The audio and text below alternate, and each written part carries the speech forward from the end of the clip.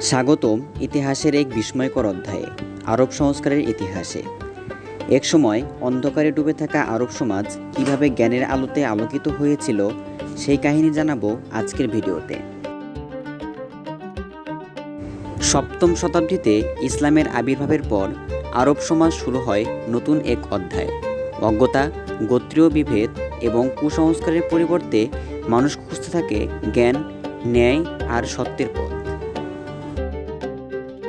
কাবাকে ঘিরে যে জাতি একসময় শুধু গোত্রযুদ্ধে লিপ্ত ছিল, তারা দ্রুত এক ঐক্যমত জাতিতে পরিণত হয়। ইসলামের শিক্ষা তাদের মননে আলো ছড়িয়ে দেয়, আর সেখান থেকে শুরু হয় আরব সংস্কারের বীজ রোপণ। আব্বাসীয় খিলাফতের শাসনামলে শুরু হয় আরবের স্বর্ণযুগ। বাগদাদ হয়ে ওঠে জ্ঞান চর্চার কেন্দ্র। সেখানে প্রতিষ্ঠিত হয় বাইতুল হিকমা বা হাউস অব উইজডম।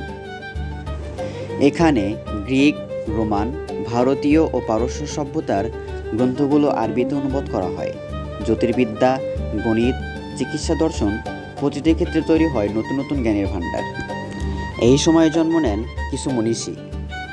ইবনে সিনা চিকিৎসাশাস্ত্রে লিখে যান ক্যানন অফ মেডিসিন, যা শত শত বছর ধরে ইউরোপে চিকিৎসাবিদ্যার মূল বই হিসেবে ব্যবহৃত হয়েছে।